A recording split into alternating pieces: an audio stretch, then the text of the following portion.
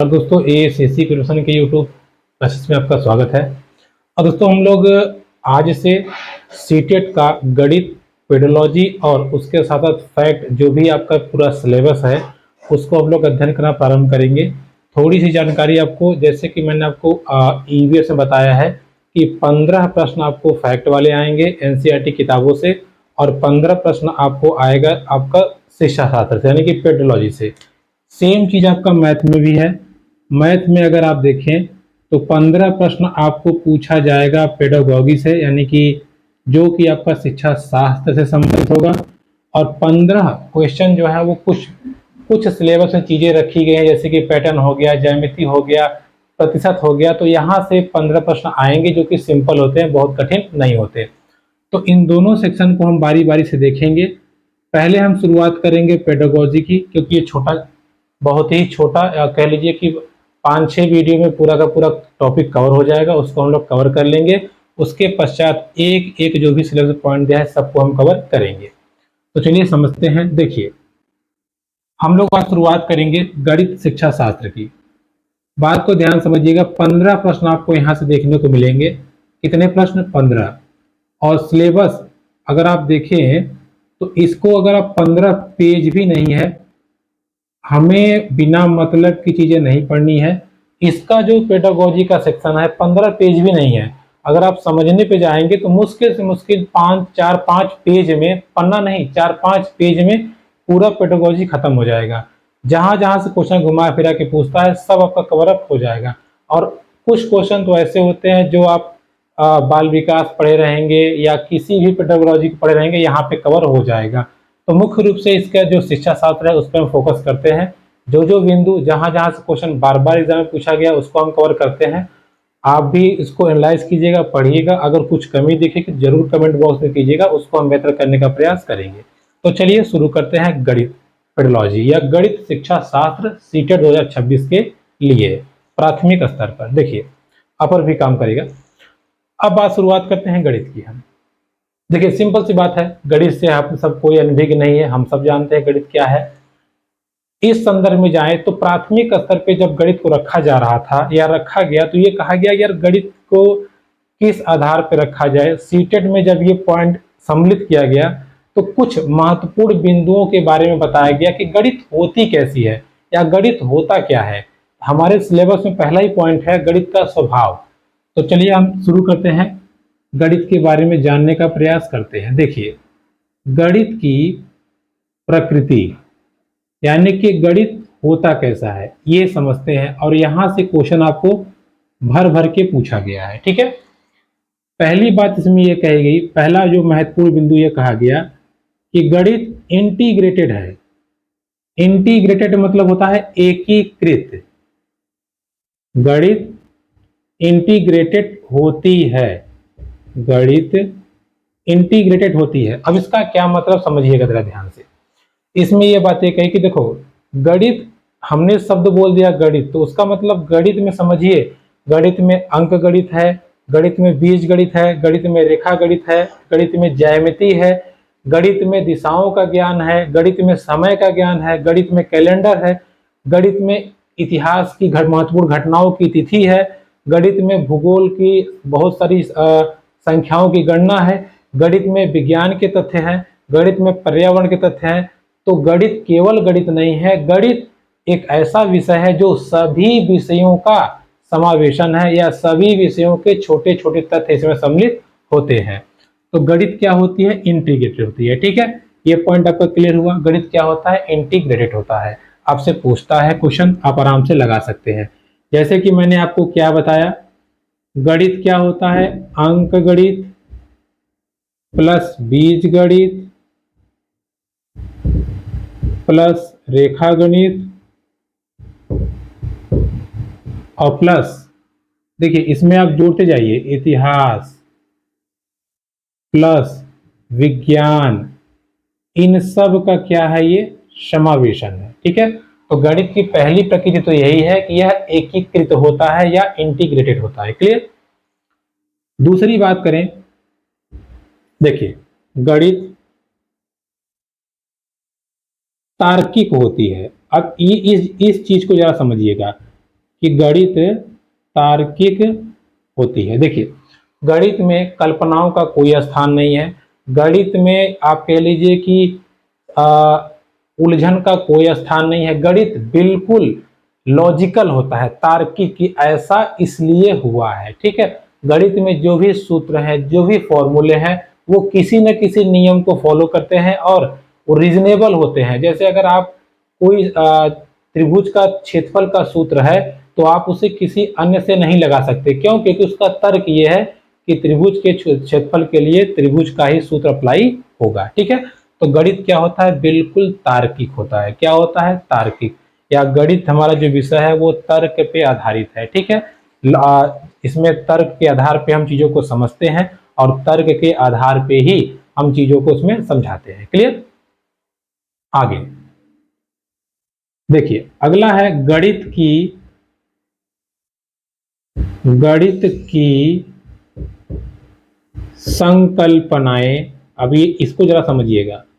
गणित की संकल्पनाएं श्रेणीबद्ध है। अब इसका क्या तात्पर्य है? बहुत छोटे एग्जाम्पल आपको समझाते हैं। देखिए, गणित की संकल्पनाएं श्रेणीबद्ध मतलब क्या?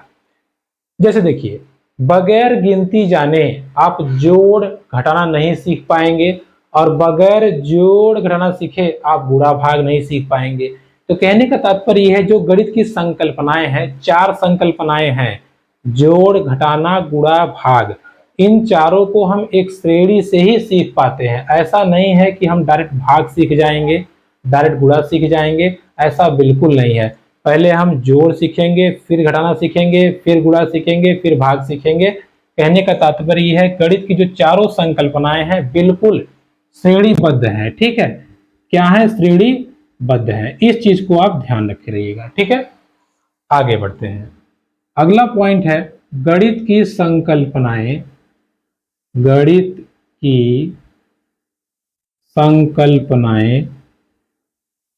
अमूर्त होती है। अब ये क्या है? इसको जरा ध्यान समझिएगा। गणित की संकल्पनाएं अमूर्त होती हैं। देखिए, गणित की संकल्पनाएं अमूर्त मतलब जैसे होता है कि जिसको हम कल्पना करके भी या जिसको हम सोच के भी सॉल्व कर सकते हैं। जैसे फॉर एग्जांपल ये है कि अगर आपको संख्याओं का ज्ञान है, अगर आपको जोड़ घटाना या सब कुछ आता है, तो मैथमेटिक्स में हम अनुमान भी लगा सकते हैं। जैसे हम देख के लगा सकते, अच्छा ये यहाँ से यहाँ लगभग 50 मीटर होगा, अगर ये 50 मीटर है तो इस स्पीड से जाएंगे, इतना देर में पास कर जाएंगे, या इस गति से चलेंगे तो ये हो जाएगा। या हम ये सोचते हैं कि जैसे अगर एक मान लीजिए बोरा में 50 किलो है, उसको हम 5 टुकड़ों में बांटेंगे तो 10-10 किलो ही आएगा बराबर की मात्रा पे।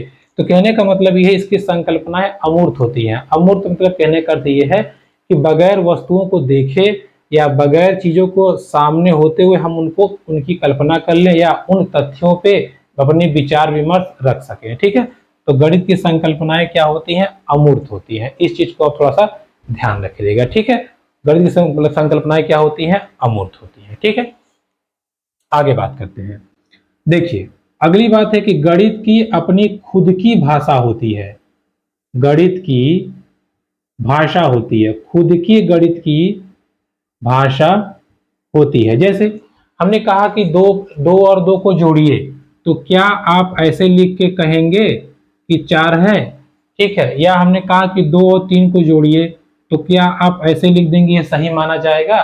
बिल्कुल नहीं, क्योंकि गणित की लैंग्वेज कहती है नहीं नहीं ये गुणा है। जब तक आप ये निशान नहीं लगाएंगे तब तक ये नहीं माना जाएगा कि आप गणितीय भाषा में बात कर रहे हैं। अर्थात गणित की एक खुद की भाषा है जो स्वयं में यथार्थ और परफेक्ट है, या कह लीजिए स्वयं में क्या है? सटीक होती है। जैसे गणित की भाषा का अगर आप ज्ञान के बारे में समझें तो क्रॉस का मतलब गुणा होता है, भाग का अलग सिंबल है, घटाने का अलग सिंबल है, जोड़ का अलग सिंबल है, प्रतिशत का अलग सिंबल है, त्रिभुज का सिंबल अलग है, और तमाम ज्यामिति की जो आकृतियां हैं सबका सिंबल अलग अलग है। इसलिए ऐसा कहता है कि गणित की अपनी खुद की भाषा होती है, जिससे हम गणितीय सूत्रों का या गणितीय नियमों का या गणितीय सिद्धांतों की प्रतिपादन या गणितीय सिद्धांतों का प्रमेय सूत्र निकालते हैं। ठीक है, तो गणित की क्या होती है? खुद की भाषा होती है, स्वयं की भाषा होती है, जिसके आधार पे हम गणितीय सूत्रों को निकालते हैं। क्लियर होता जा रहा है सब पॉइंट? कोई दिक्कत तो नहीं है? एग्जाम में आएगा, आप कर लेंगे। चलिए अगला पॉइंट समझते हैं। देखिए अगला पॉइंट है गणित।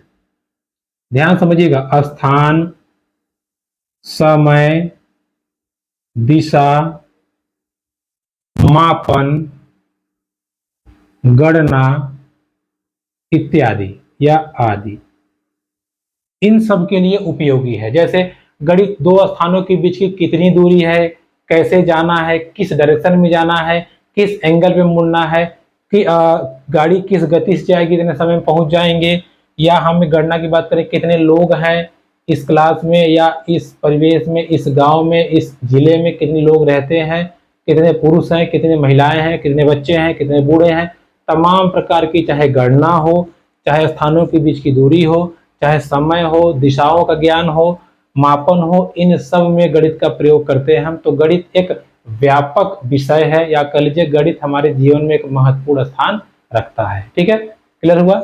तो ये बात हो गई। अब आगे बढ़ते हैं। देखिए अगला है गणित का विवेचन या गणितीय विवेचन पर आधारित है। अब ये विवेचन क्या है जरा समझिएगा। गणितीय विवेचन पर आधारित है, जैसे इसमें आगमनात्मक तर्क, एक होता है आपका आगमनात्मक विवेचन, और दूसरा आपका होता है निगमनात्मक विवेचन। अब इसका मतलब क्या है जरा आप समझिएगा। देखिए इसका मतलब ये है कि गणित ऐसा नहीं कि हवा हवा में हो गया। गणित एक तो आगमन पे आधारित है, दूसरा निगमन पे। आगमन मतलब ये हुआ कि गणित के बहुत सारे तथ्यों पे पहले हम उदाहरण देते हैं और फिर नियम को बताते हैं। तो आगमन में पहले क्या है, उदाहरण है और फिर नियम है।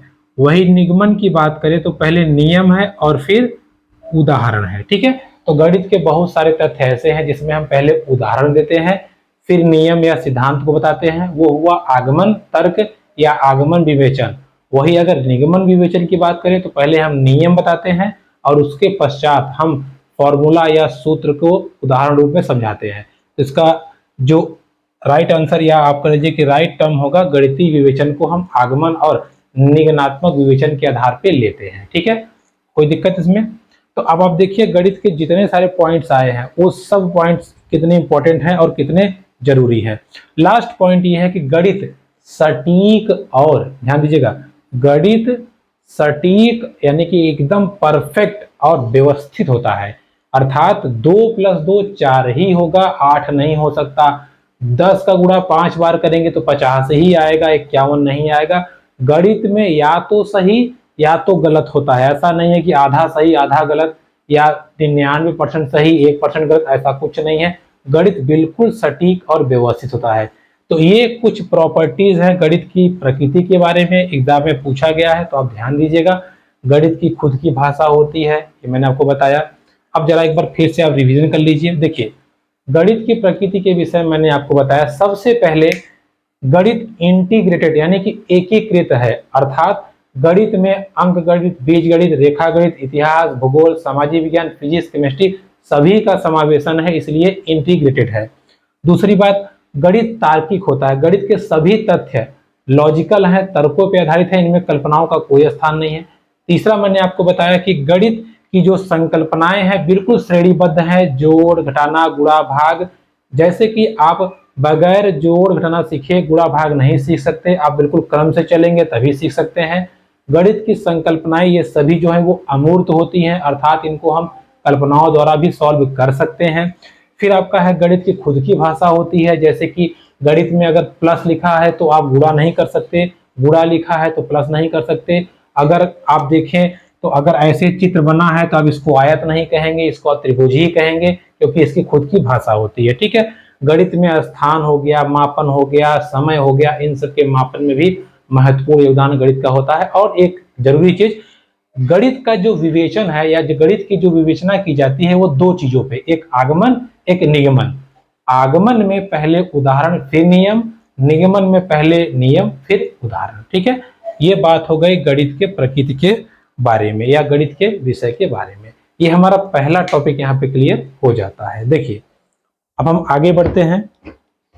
देखिए, सबसे जरूरी या आप कह लीजिए कि गणित की जो साइकोलॉजी होती है, इस साइकोलॉजी सेक्शन का सबसे इंपॉर्टेंट टर्म अब हम पढ़ने जा रहे हैं, सबसे इंपॉर्टेंट थ्योरी पढ़ने जा रहे हैं, जो कि एग्जाम में बहुत भर के पूछता है और हर बार फिक्स है 2 क्वेश्चन आपको देखने को मिलेगा ही मिलेगा अगर आप पेडोलॉजी उठा के देखेंगे तो हम पढ़ने जा रहे हैं वैन हिले या कहीं कहीं वेन लिखा है, तो चलिए हम केवल वेन पढ़ लेते हैं। वैन हिले का ज्यामिति चिंतन स्तर या ज्यामिति चिंतन स्तर कह लीजिए, ठीक है, मॉडल के लिए जो आपको कहना है कह लीजिए, ठीक है, बात को समझिएगा। वैन हिले, अब देखिए ये मतलब कि नाम में ही छुपा हुआ है। वैन हिले ने दिया था, इनकी पत्नी थी डीमा हिले, ठीक है, वैन हिले और डीमा हिले, वैन हिले और डीमा हिले, इन दोनों गणितज्ञों ने मिलकर ये चीजें बताई। इसमें इन्होंने बताया क्या, इसमें इन्होंने बताया कि एक बच्चा, बात समझिएगा, बच्चे के ज्यामिति सीखने, बच्चे के ज्यामिति सीखने या इसको सोचने या इस पर समझ, ठीक है, बच्चे के ज्यामिति सीखने, सोचने, समझने या इसको कैसे बच्चा सीखता है, इसको डिफाइन करने के लिए वैन हिले ने अपने ज्यामिति चिंतन संबंधित विचार दिए, या जिसको हम कहते हैं वैन हिले के ज्यामिति चिंतन स्तर या वैन हिले द्वारा ज्यामिति चिंतन का दिया गया नियम, ठीक है। अब इसको हम जरा अच्छे से पढ़ेंगे, ध्यान दीजिएगा, ये क्वेश्चन बार बार पूछता है एग्जाम में, इसलिए इसको एकदम अच्छे से पढ़िएगा। इन्होंने सबसे पहले कहा, देखो भाई, पहला हमारा होता है लेवल 0। क्या होता है? लेवल 0, जिसे हम कहते हैं चक्षुषीकरण, चक्षुषीकरण या दृश्यीकरण कहते हैं, या इंग्लिश में कहें तो विजुलाइजेशन, विजुलाइजेशन, ठीक है। आराम से हम आपको सब समझा देंगे, एक धीरे धीरे सब समझिएगा। फिर उन्होंने कहा लेवल 1, इसमें इन्होंने कहा कि बच्चा विश्लेषण से सीखता है। कैसे? विश्लेषण से या एनालाइजेशन, ठीक है, एनालाइजेशन। फिर इन्होंने बात कही लेवल 2 की, इसमें इन्होंने कहा बच्चा अनौपचारिक, देखिए यार गलत लिख रहे हैं, देखिए अनौपचारिक, बच्चा अनौपचारिक चिंतन के द्वारा सीखता है, दैट इज इनफॉर्मल डिडक्शन, ठीक है। फिर इन्होंने कहा लेवल 3 की बात कही इन्होंने, जिसे कहते हैं औपचारिक चिंतन से बच्चा सीखता है, यानी कि फॉर्मल डिडक्शन, ठीक है।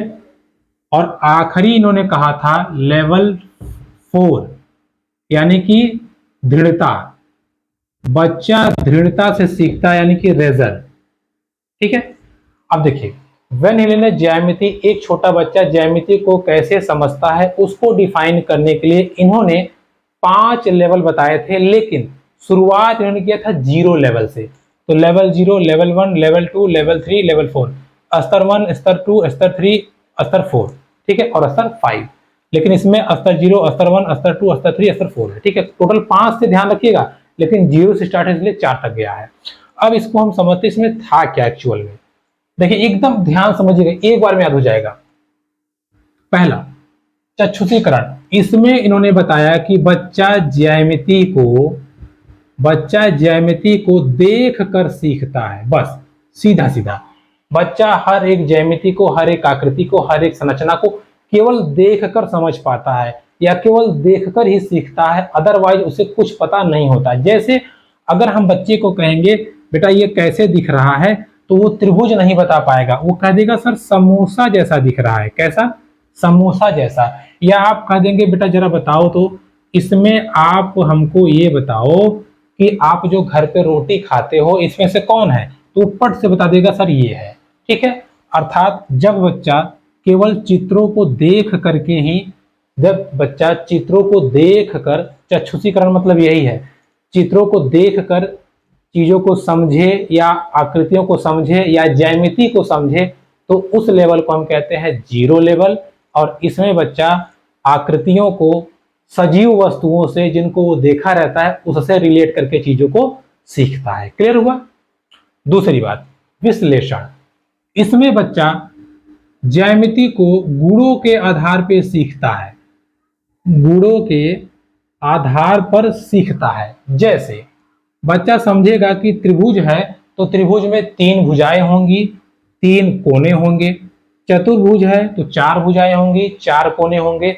अर्थात लेवल 1 पर जब आता है विश्लेषण, यहाँ पे बच्चा देखेगा कि 1 भुजा, 2 भुजा, 3 भुजा, 4 भुजा, यहाँ पे बच्चा विश्लेषण करके गुणों के आधार पे ज्यामिति को सीखना प्रारंभ कर देता है या सीखता है। तो आपसे सवाल पूछता है कि गुणों के आधार पे आकृतियों को बच्चा कब सीखता है, या लंबा सा क्वेश्चन देगा, उसमें कहेगा कि एक बच्चा है जो त्रिभुज के बताता है कि 3 भुजाएं होती, तीनों बराबर होती हैं, और त्रिभुज की संकल्पना टीचर उससे बताए थे, उसने समझाया, तो बताइए किस लेवल पर है वेन हीले के अनुसार। तो ध्यान दीजिएगा, विश्लेषण। जब वो नियम कानून को बताने लगे, ठीक है, ध्यान, मतलब वो बताने लगे कि 3 भुजाएं हैं, 3 कोने हैं, तो समझ जाइएगा वो विश्लेषण कर रहा है। तो लेवल 1। बात करते हैं अनौपचारिक चिंतन। अब देखिए, ध्यान समझिएगा, इसमें थोड़ा सा डिफरेंस है। यहां पर भी बच्चा गुणों के आधार पर सीखता है, लेकिन यहां पर बच्चा अब संबंध खोजने लगता है। क्या करता है बच्चा?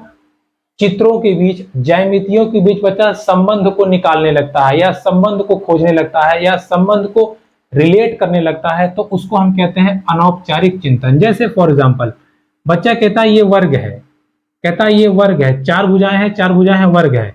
अगर हम इन दोनों को मिला देंगे तो एक आयत बन जाएगा। अर्थात हम वर्गों से आयत बना सकते हैं, या वर्ग भी एक आयत है। बात समझ में आई? उसने पढ़ा था कि वर्ग होता है 4 भुजाएं, चारों बराबर। फिर उसने कहा यार, वर्ग अगर 4 भुजाएं बराबर हैं, आयत भी तो 4 भुजाएं होती हैं, मानते हैं आमने सामने के बराबर होता है, लेकिन अगर हम उसकी भुजा को छोट कर दें तो ये भी अब वर्ग बन जाएगा। अर्थात बच्चा इस लेवल तक पहुंच जाता है, उसमें ये समझ आ जाती है कि वर्ग और आयत में क्या संबंध है, इस संबंध को हम कैसे निकाल सकते हैं। और सिंपल वे में कहें तो इस अवस्था पे बच्चा 2 विभिन्न आकृतियों के बीच संबंध निकालना सीख जाता है, और उन संबंधों से एक नई आकृति बनाना भी सीख जाता है। ठीक है, अगला है औपचारिक चिंतन, फॉर्मल डिडक्शन। अब देखिए, ध्यान समझिएगा, यहां पर देखिए, यहां भी बच्चा क्या करता है, फॉर्मल डिडक्शन, यानी कि कह लीजिए कि औपचारिक चिंतन में इस स्टेज पे बच्चा अब ज्यामिति को सीखने के लिए, या कह लीजिए कि समझने के लिए, बच्चा इन आकृतियों के फॉर्मूले क्या है, नियम क्या है, इनको वो खोजने लगता है, या कह लीजिए कि सिद्धांतों को वो खोजने लगता है। ठीक है, खोजने लगता है, नियम को समझने लगता है। जैसे 4 भुजाएं हैं, चारों भुजाएं बराबर हैं तो क्यों है, किस प्रमेय के द्वारा है, वो प्रमेय क्या था, त्रिभुज का क्षेत्रफल इतना ही क्यों होता है, समकोण त्रिभुज को हम 90 अंश है तो समकोण क्यों कहते हैं। यानी कि जितने भी फॉर्मूले उसके सामने आएंगे, ज्यामिति वाले जितने फॉर्मूले आएंगे, जितने नियम कानून आएंगे, वो सबको क्या करता है, सीखने लगता है, समझने लगता है, और हमेशा प्रयास करता है कि उसको हम अच्छे से सीख जाएं। ठीक है, एक पॉइंट ध्यान रखिएगा, यहाँ पे बच्चा, ठीक है, प्रमेय को सॉल्व करने लगता है, प्रमेय या सिद्धांत को खुद से सॉल्व करने लगता है। और यहाँ पर बच्चा प्रमेय को सॉल्व नहीं कर पाता। कहने का मतलब ये है कि अगर त्रिभुज की 4 भुजाएं हैं, या मान लीजिए वर्ग का क्षेत्रफल a स्क्वायर है तो क्यों है, ये बच्चा यहाँ नहीं समझता, बस यहाँ समझ लेता है कि इसका क्षेत्रफल ये होता है। लेकिन यहाँ पर वो कहाँ से आया, कैसे आया, सबको जान लेता है। ठीक है, यानी कि नियम कानून जो फॉर्मूले हैं उनको यहाँ पे बच्चा केवल समझता है और सीखता है। यहाँ पे वो कैसे आए हैं, क्यों आए हैं, ये काम करने लगता है। यही दोनों में माइन्यूट डिफरेंस है, ये ध्यान रखिएगा। ठीक है, अनौपचारिक चिंतन मतलब समझिए जितना हमको चाहिए काम भर का। औपचारिक मतलब नहीं नहीं नहीं, हमें उससे आगे बढ़ना है, ठीक है। लास्ट आपका है दृढ़ता।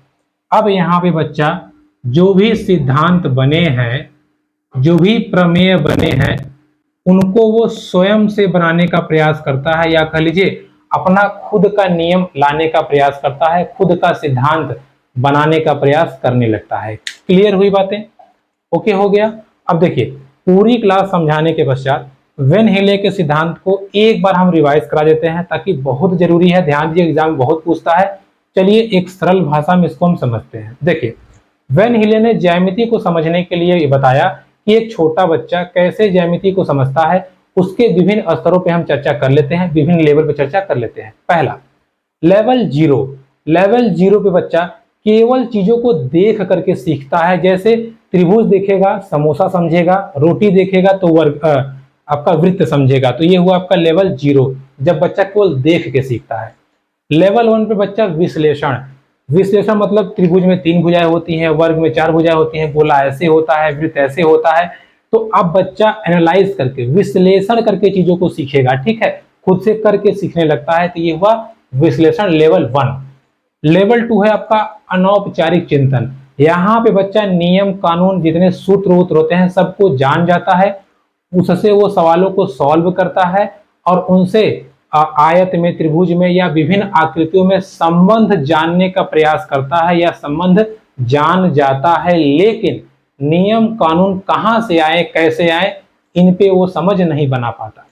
अगला स्टेप है लेवल थ्री औपचारिक चिंतन। यहाँ पे बच्चा कौन फॉर्मूला कैसा है, कौन प्रमेय कैसा है, कहां से आया, कैसे आया, इन सब की जानकारी खोजना प्रारंभ कर देता है, या कह लीजिए इन सबको वो अच्छे से समझ जाता है, और ये हाई स्कूल के बच्चों के लेवल का है। अगला आपका आता है लेवल फोर। यहाँ पे बच्चा जो नियम कानून अब तक सीखा था उन सब में संशोधन करने का प्रयास करता है और एक नया तरीका या कह लीजिए कि नए नियम कानून और सिद्धांतों को बनाने का प्रयास करता है। क्लियर हुआ? तो ये था वेन हिले का सिद्धांत। क्लियर? तो दोस्तों ये रही आज की हमारी क्लास। वीडियो कैसा लगा जरूर बताइएगा। देखिए मैथमेटिक्स की पेडोलॉजी बहुत ही आसान है। इस सिद्धांत से 2-3 क्वेश्चन आते हैं, इसके पहले मैंने आपको बताया उससे भी आते हैं। तो आप अच्छे से समझिए चीजों को, आराम से कीजिए। हम अभी आपके पास 1.5 महीने से ऊपर समय है। हम दोनों विषय आपका जो स्टार्ट किए हैं ईवीएस और मैथमेटिक्स समय पूरा कर देंगे और आप अच्छे से अच्छे मार्क्स पाएं, इसके लिए हम पूरा भरपूर प्रैक्टिस कराएंगे। तो मिलेंगे आपसे अगली वीडियो में, तब तक के लिए